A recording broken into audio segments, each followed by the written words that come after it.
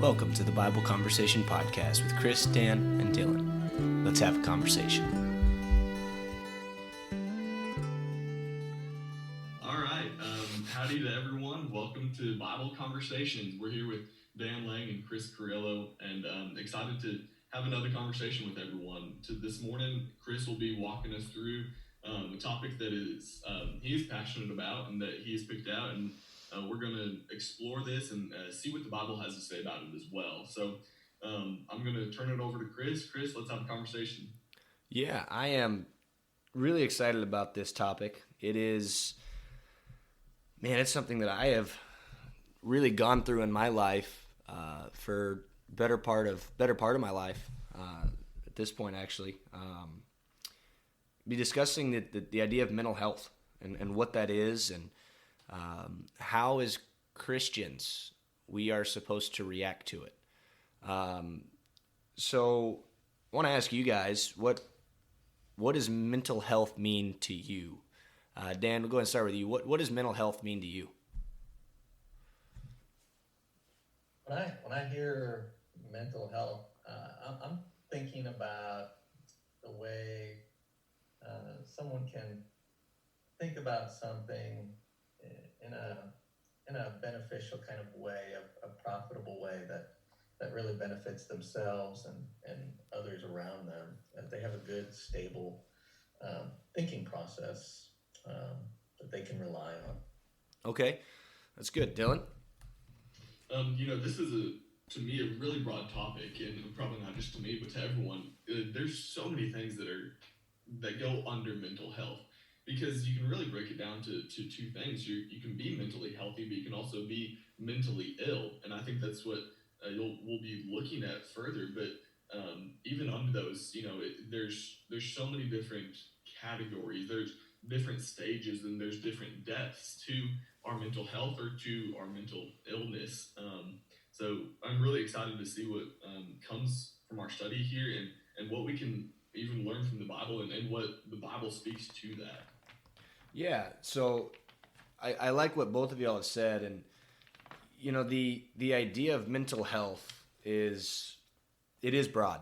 It is very broad, and I've got a book here that I'm gonna just read a quick little snippet from. The book was written in, I believe it's 2013 or something along those lines, but the World Health Organization has defined mental health as a conceptualized state of well-being in which the individual realizes his or her own abilities, can cope with the normal stresses of life, can work productively and fruitfully, and is able to make a contribution to his or her community. So it's this idea. Mental health is kind of, as Dan was saying, a healthy mental state. Like, it sounds almost redundant, but it's a healthy mental state. One thing that we are well aware of in today's day and age is that not everybody is in a healthy mental state. And I think that really is almost obvious when we look at the physical state of people. Like that we have hospitals where people have physical illnesses and physical diseases, and they're there for days, for weeks, sometimes for months or even years, and we worry about them, and we pray for them, and we visit them, and we provide them with things, and we do things to help them because their illnesses and their struggles and all of these things are evident, right? Like they're seen. Well, if I were to ask you guys, what do you think the American population, the percentage of people that has some sort of mental illness? This is, again, from 2013, but what percentage of the population do you think has been diagnosed? Personally, I think it's probably going to be a lot higher than I would recognize. My whole life, I'll go ahead and just open up here. I've never really thought of this as a bigger issue until I got off to college, and my circle of influence really started to get bigger with more people, and I realized, wow, everyone is not on the same level as far as mental health goes. And that was just very eye-opening to me. Of course, I come from a background. I was a minister's kid growing up in the church. I was homeschooled. Many people would say that I was sheltered from a lot of things around the world, but my eyes were open when I got to college and realized there's way more people that have different stages of mental health than I realized. As far as prefacing what I'm going to say with that, I think the percentage of people that have mental health issues is probably, I would say, above 50%, maybe even reaching 75. Okay. Dan, what about you? Well, that's a pretty big number, I guess, Dylan threw out there. I was going to concur with Dylan though that probably more than I think about, and part of the reason is because, like you said, it's different than what you see with physical illnesses or bodily illnesses. It's visible, you see it. Mental is obviously it's more inward, and it just kind of manifests through behavior, and that's when you start to seemingly pick up whether or not that person has maybe something. And I guess I guess we're right away. Today the language seems to have changed, but I guess if you were to ask me this 15 years ago, I would have thought of mental health as only the big ones, like someone who just cannot, they have that the mental retardation and things like that. I wouldn't think of it. I think we're all assuming it already, maybe just because of the way we talk about it today now. But I think that's kind of recent, isn't it, Chris? I mean, that we're recognizing mental health even right now in our conversation more in this nuanced way. When like if we would have asked this 20 years ago, we would have really only talked about people in psych wards, that kind of thing. Yeah, so the idea of mental disorders or mental illness or mental health is the umbrella statement, right? The umbrella word for, or phrase, I guess, for everything that falls under it, right? So that's good and bad. Just like physical health is the umbrella for everything that falls under it, both good and bad, right? You can be in good physical health, you can be in bad physical health. Well, the same is true of mental, right?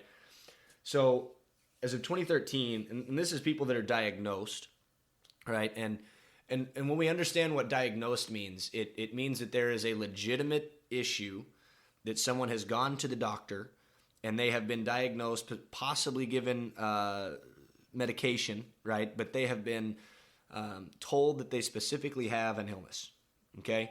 As of 2013, there were 43.8 million people, right? 18.5% of the American population. Now, I think what Dylan's getting at is there are a lot of people that suffer with various things, right? Some people may have a mild anxiety issue. Some people may have, mild mood swings. Those are not necessarily mental disorders. It's not necessarily mental illness. It may be the beginning of. It may just be indicative of of something that's wrong, but it doesn't necessarily mean that there is a mental illness. Does that kind of make sense there? Yeah, that definitely clears up just some of the things that I'm thinking, because the reason that I threw out that that 50% range or so is because I know there are a lot of people that are undiagnosed, but there's also very small cases of just slight anxiety, and I was kind of rolling all that in there together as well. Yeah, and so this is not to downplay in any shape or form what people feel, but there are definitely varying levels of anxiety. There are varying levels of depression. You go out onto the playground as a kid and you get a scrape on your knee. Well, that hurts, but it's not a big deal. It'll be there for a little bit and then it'll go away. But then you fall down off of the 2-story whatever it is and you break your leg. Well, that's a couple months of healing. And so there's varying levels in the same way with mental illness, with things like that. And so I don't want to discuss individual things. I'm going to share my story here in just a little bit. I'm going to keep it short, but I'm going to share my story of coming through a mental disorder. And then I want to talk about what we can do. So the two questions that I'm going to be focusing on after we move through my story is the first is, what is our responsibility to someone who is suffering from a mental illness, from a mental disorder, or even to, if it's not that serious in regards to medically speaking, right? It's not a diagnosed thing. What can we do to help somebody with anxiety, with depression, with whatever it is, to where it maybe hasn't been diagnosed, but we know that they're suffering, right? What can we do to help people who are not at their best mental health, right?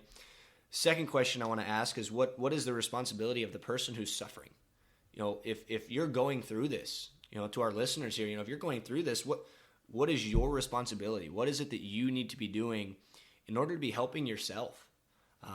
And so anyway, as I discuss my story here, I hope that we can kind of get some insights into those two questions. And if you don't mind me jumping in here, Chris, I think that the second question that we're going to cover is a very important one. If somebody is struggling from a mental illness, then there are things that you can do to help yourself.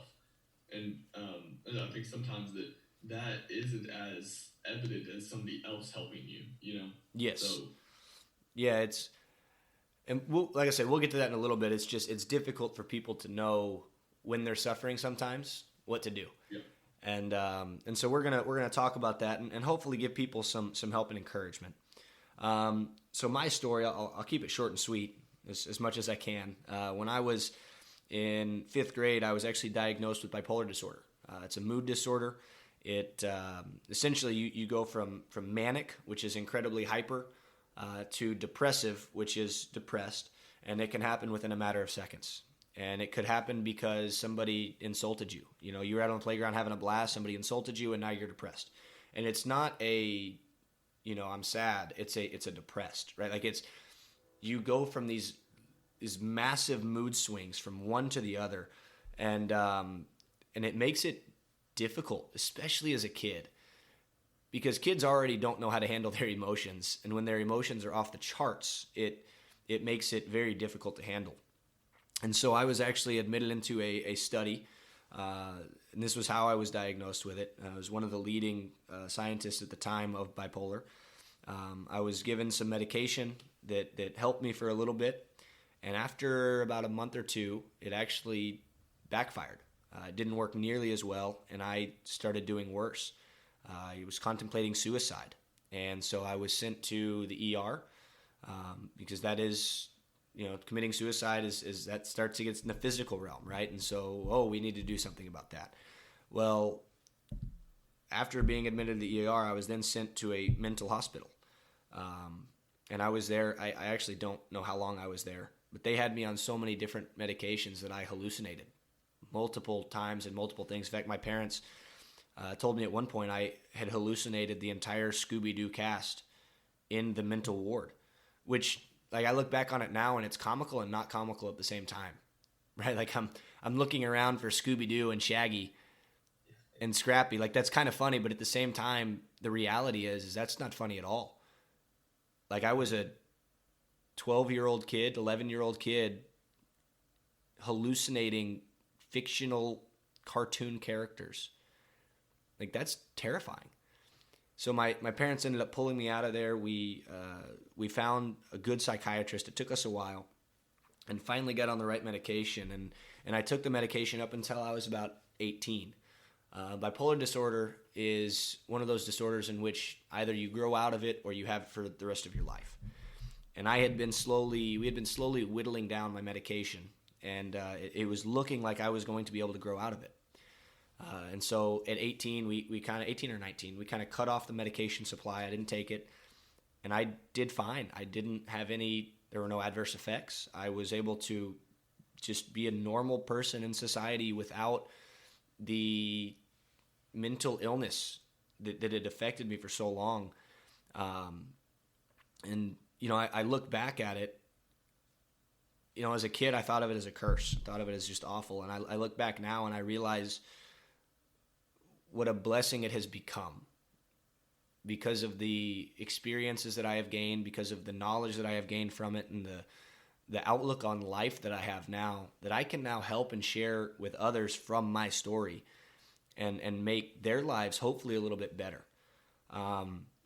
So as we talk about our responsibility for others, right, what is it that we can do? Right. So what are some things specifically, right, that the three of us can do? Let's say we know somebody who is suffering with depression or with anxiety. What's something that we can do? the first thing that comes to mind for me is just to be there for them. We're not all trained professionals. We're not all. Not everyone is a psychiatrist who can talk through problems like that with folks with mental illness. But um, everybody can do one simple thing, and that's be there for those in need. Um, Chris, when you were growing up, your parents were there for you. Just having somebody that you can lean on the shoulder of, that makes all the difference in the world, doesn't it?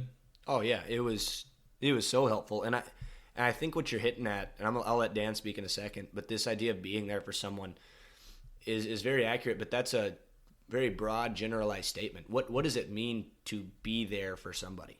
What is Dan? What do you think that means? Mhm.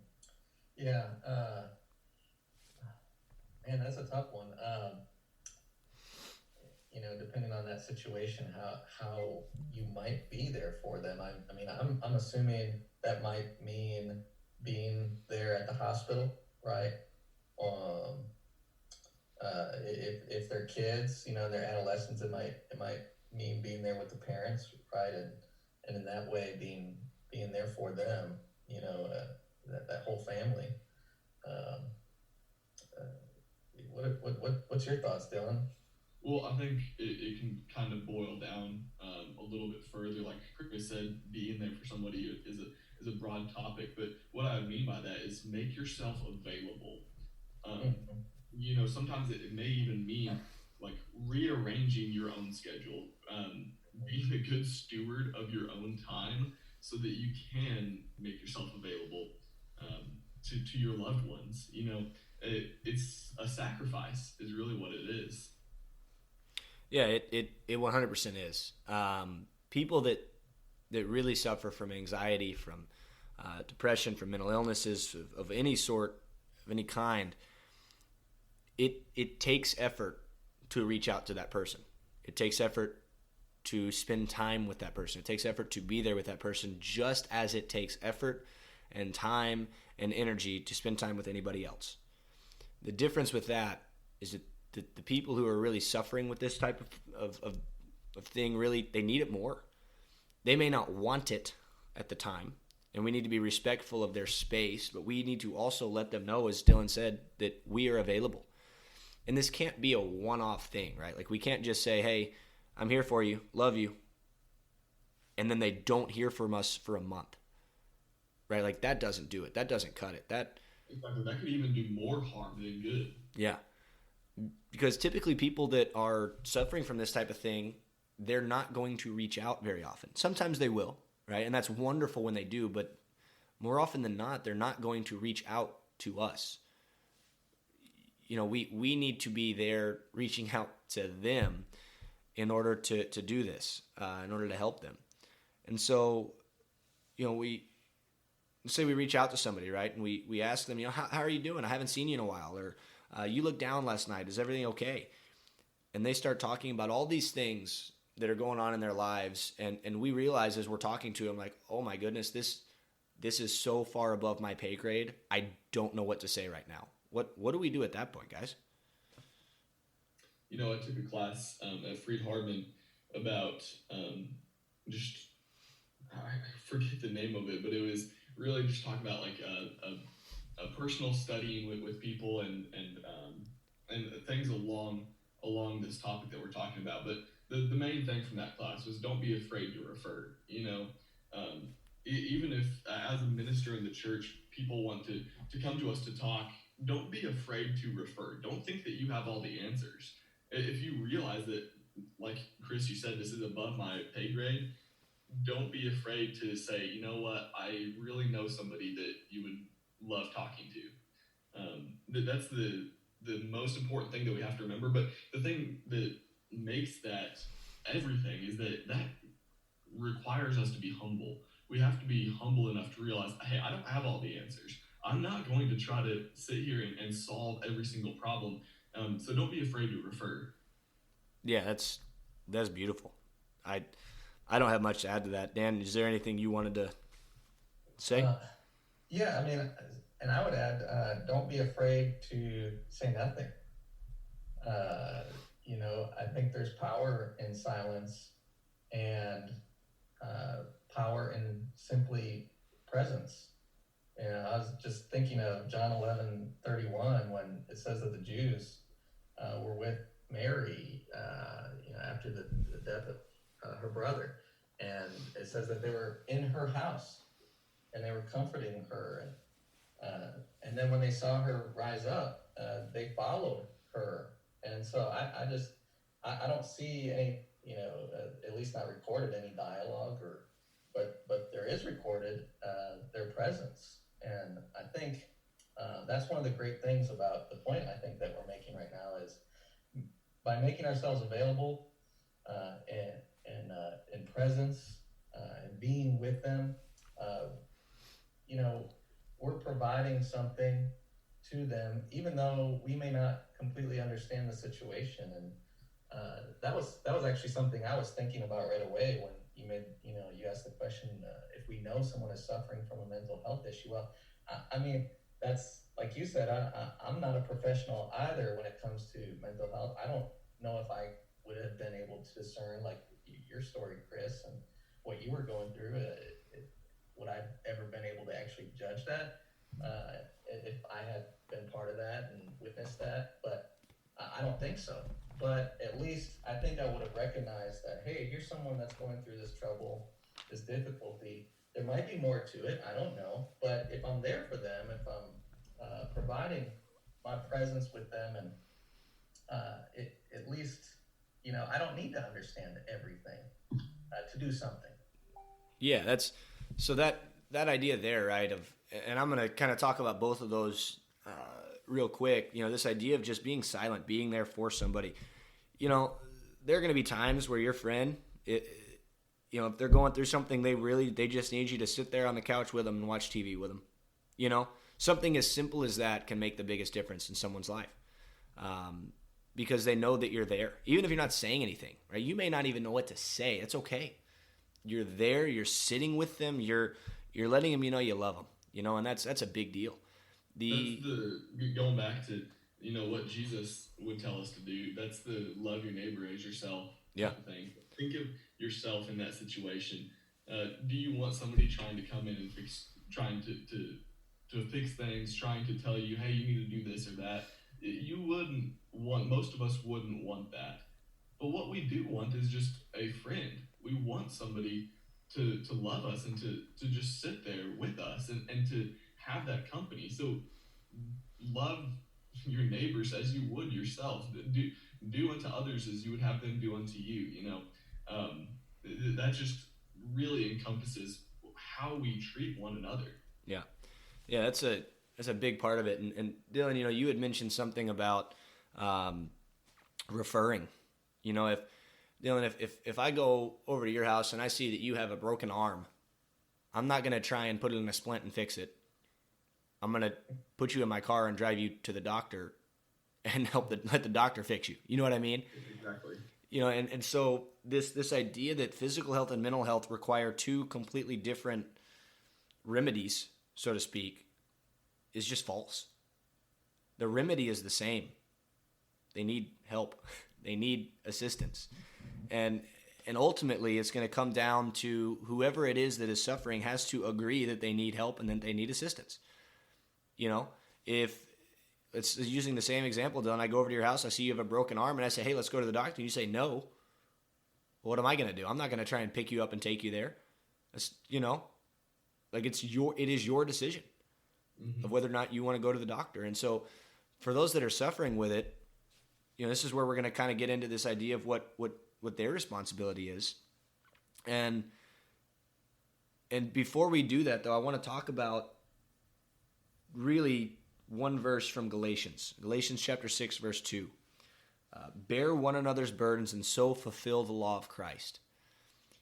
So this idea of bearing one another's burdens, there's something that is just implied within this verse. And that is that we cannot bear one another's burdens if we don't know what they are. If I don't know that somebody is suffering, I cannot help them. Right? Does that make sense? Oh, 100%. And I'm sure you're about to expound upon that, but that gets me thinking about how we need to be involved in each other's lives, and not an overly pushy, like, hey, tell me all your problems, but we need to be involved in each other's lives so we can see when, oh, this person is acting differently than they normally do. I need to check in on them and make sure that things are okay. And then you can bear their burdens with them. I'm sure you're going to expand on that more, though, Chris. Yeah. Dan, did you have anything before I kept going? Well, I don't want to sound too repetitive, but again, I just kind of go back to this, this what we know versus what we don't know, and maybe how little of significance that really is when we're seeing someone suffering. Especially maybe this person, I imagine, might not want to disclose everything, Yeah.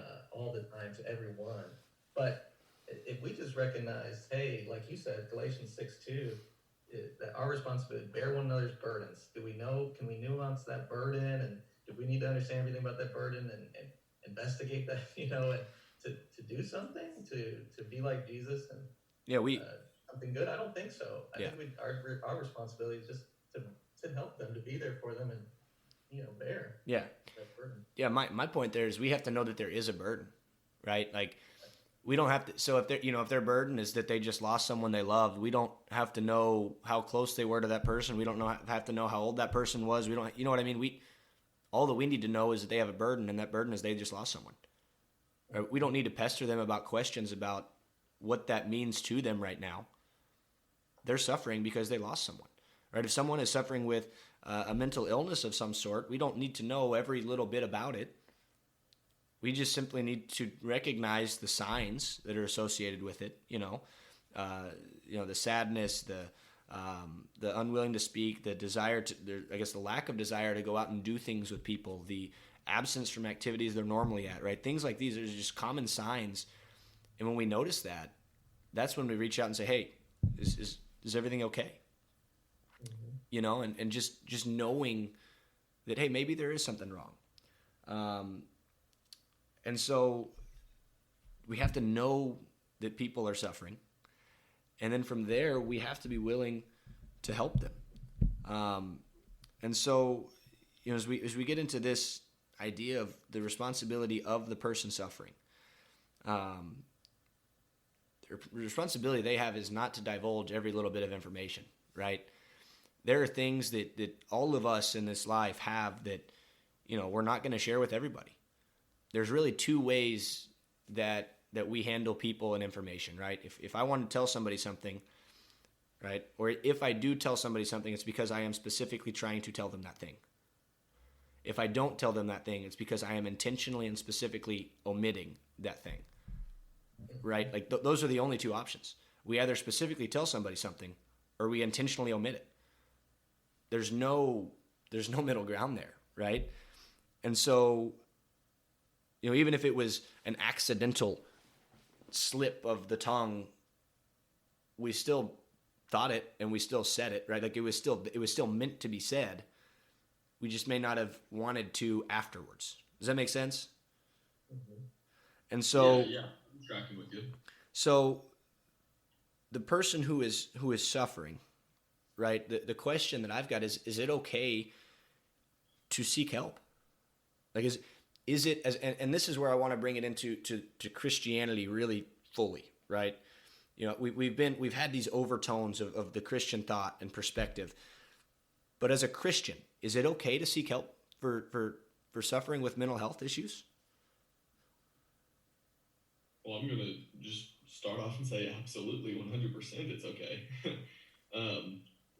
Way easier said than done, but just like you were referring to the broken arm. If I'm sitting at home with a broken arm and I know that my arm is broken, well, why would I just sit here and say, you know what, I'm going to try to, just put a Band-Aid on it. I'm going to try to wrap it in an ace bandage and handle it myself. I don't think that that would be a wise decision. So what we need to remember is that we can't let our stage in life or our wherever we're sitting in life. We can't let that affect how we deal with our issues. Yeah. And on top of that, so the answer is yes. Regardless of who you are, seek help. Right? That seek help. One of the things that I was, as I was going through and reading verses that were about anxiety or things, I mean, in Matthew 6:34, therefore do not be anxious about tomorrow, for tomorrow will be anxious for itself. Sufficient for the day is its own trouble. Right? 25, therefore I tell you, do not be anxious about your life, what you will eat or what you will drink, nor about your body, what you will put on. The reason that we see this discussion of anxiety coming up so much in the Bible, and the reason that we hear the scripture saying don't do it, is not necessarily because it's sinful to do, but because people suffer with it so often. And so it's this encouragement, hey, don't worry about this. God's got it. God's taking care of it. God is taking care of you. And that's an important thing for us to understand. And specifically when we are trying to help somebody, right? If we are suffering, that may not always help. It should, but it may not always help, right? And so the reason I think that people feel guilty, because people do feel guilty from suffering. Do you guys agree with that? Oh yeah. That's what I was thinking, Chris. Do you want me to stop for a second? And Yeah, go for it. Yeah. Okay, because I don't want to interrupt you too much. No, you're good. But no, that's one of the things I'm struggling with.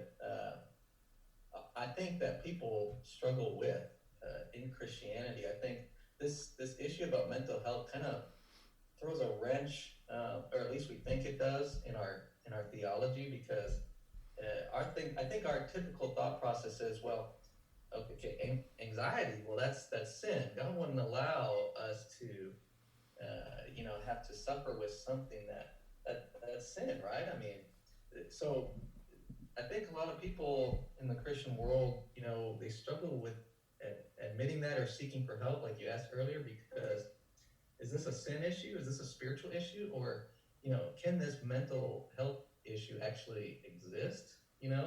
Just theologically, can it exist? Yeah. I do think it can. I do think it can. There's some scriptures that come to mind right away. David pretending madness, and of course, maybe that word there is the extreme version, like I mentioned at the earlier part of this podcast. But I think there's implications there at the very least that we see that people's minds can be affected in this chemical kind of way, this imbalance, and I think we can, as Christians, acknowledge the existence of that. Is there a point, of course, that anxiety can be sinful? I think we have to acknowledge that too. So yeah, there is this fine balance, right? But Christians suffer with that, don't they, Chris? I mean, just trying to think about this. Yeah, Christians suffer with it because people suffer with it. Christians are people, plain and simple. We make mistakes, we have issues, we have struggles. And some of those struggles are anxiety, it is depression, it's some of these things. And, and we'll get to your point about when it becomes sin in a little bit, because that is something I want to discuss. But this idea of just having it by extension, right, that's not inherently sinful. I cannot find a verse of Scripture within the Bible that says anxiety is sinful or anything even remotely close to that. All that it's saying is don't be anxious, but pray to God with thanksgiving, right? Don't be anxious because God has got you, right? Cast your anxieties on Him. I can do all things through Christ who strengthens me. Cast all your anxieties on Him because He cares for you, right? You have peace. Don't let your hearts be troubled, right? It's not saying it's sinful to have it. It's saying you do have it, but cast all of this on God, right? It's okay to feel like this for a bit, but you've got to trust in the Lord to bring you out of it. Does that make sense? It almost sounds like, Chris, you're kind of comparing it even to anger, right? I mean, the Bible says, be angry and do not sin. So it's like, here's this worry that sets in, just naturally. But then from there, it's like, how do we deal with it? And especially if it's a situation of mental health, where there's imbalance or something, and we need even more of a professional help. Yeah, that's Exactly. And Chris, that you even started to touch on it there at the end is all these verses they were just referencing at the end of them. It was, but cast your cares on God. But believe in God, believe also in me. yeah, Everything that Christ is saying is, don't worry, but instead pray to God. Don't worry, but instead put your faith in God. And that's when it becomes, as Dan was pointing out with the anger, that's when it becomes a problem for us in our spiritual walk, is when anxiety or worry or even anger for that matter becomes so great that it consumes us more than we are consumed with God, right? yeah, That's what our priority and our goal in life should be, and that's what we should be filled with, is with glorifying God. And exactly. that's when it starts to become a problem. Yeah, no, that's exactly right. And so what I'm hoping to get across today, and we're going to get to it here in a second, the crux of everything that we've been talking about, right, is a lot of people, especially Christians that suffer with this, their thought process is not only it's sinful, but also I'm the only Christian suffering with this. Nobody else is going to understand, right? I'm a Christian, I'm suffering with this. Well, obviously nobody else at church is suffering with this. They all look so happy. They're all smiling. They're all perfect.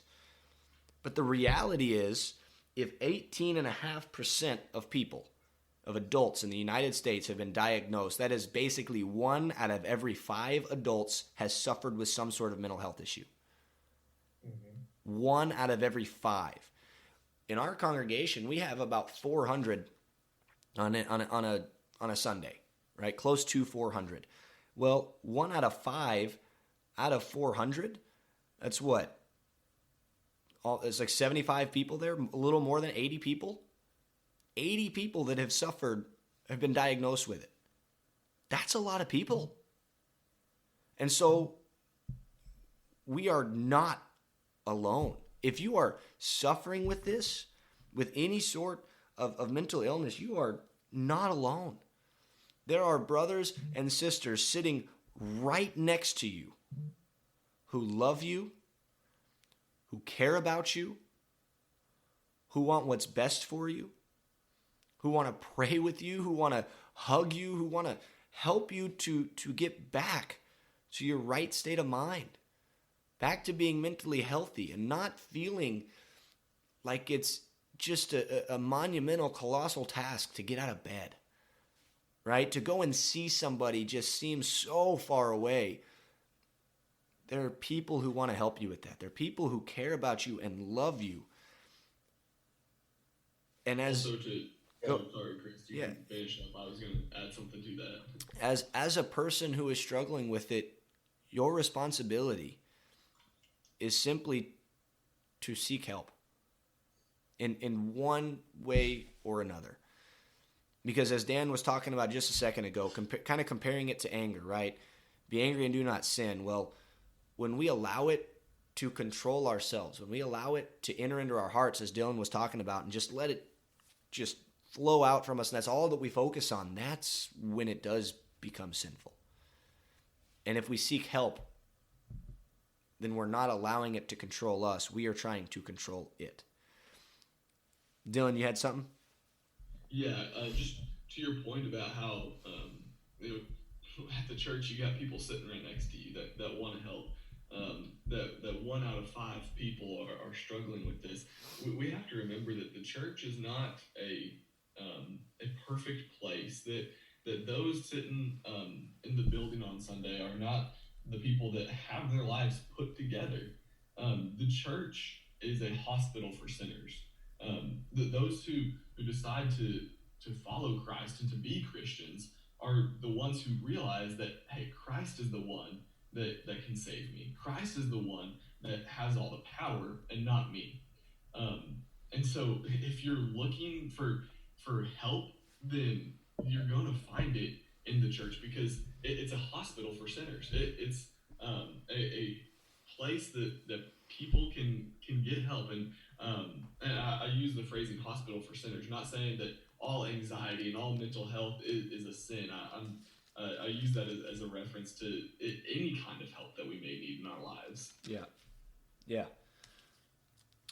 Matthew chapter 9 I believe, talks about this, and this is really where we get the idea of the church being a hospital. But Matthew chapter 9, verse 12, but when he heard it, he said, "Those who are well have no need of a physician, but those who are sick." And so Jesus has come to heal those who are sick, right? And if Jesus has come to heal those who are sick, and Christians are to be following Jesus and living after him, then we too are supposed to be helping heal those who are sick. We are to be helping those. Yeah, that's right. Spot on. It's funny, Chris. I'm at Mark 2:17. So, same place. Those who are well, and I think to Dylan's point too, we're not necessarily just calling out people sinners. That's not what we're doing here. Yeah. But we're setting forth a precept here, a principle that's found in Scripture about healing and looking for that in the midst of God's people. Yeah. And I think that does kind of require a paradigm shift in some respects, a cultural shift even maybe. Yeah. From a previous time. I don't want to be too judgmental, but maybe a time where at least, the church was the place where perfect people go, not where the sick or the sinner, the struggling. And and we need to get back to exactly the ministry of Jesus was to heal the sick, and that's the ministry of the church, is to heal. Yeah. And we didn't even begin to discuss the cultural view of mental illness, and I feel like we don't need to discuss that. The cultural view is not good. The Christian view is, we're here for you. We love you. We care about you, and we want to help you. And so, we want to make sure that everybody is aware of that. If you're suffering with something, you're not alone. You are individually going to be going through something that nobody else has gone through, but you don't have to be alone in doing that. Right? Your pains, your sufferings are not the same. Even if it's death, everybody has suffered death at some point, right? In their families. But the way that you handle it is going to be different than everybody else. And so you may have gone through the same thing, but you're not feeling the same way. Everybody handles it differently. But we want to make sure that everybody is aware that we love you and we want what's best for you. We want to help you. And that is the Christian model that we need to be representing, is not one of judgment in regards to you shouldn't feel that way. It's one of, I'm sorry that you feel that way.